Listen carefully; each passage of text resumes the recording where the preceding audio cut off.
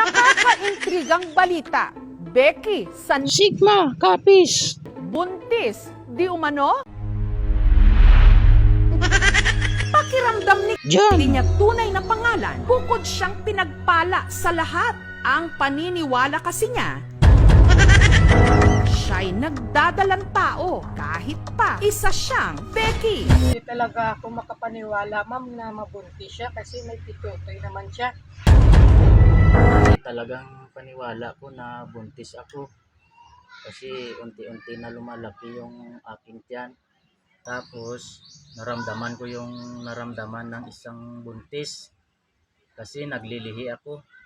Gusto ko kumain ng batuan at kamyas. Kung nakaraang araw, naglaro ako ng basketball at biglang sumakit yung puson ko.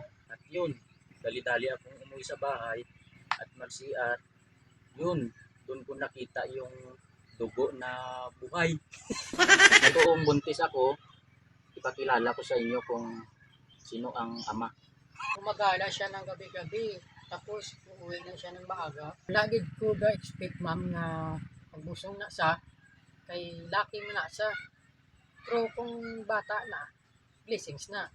Pero kung tubol na, inyo na lang na.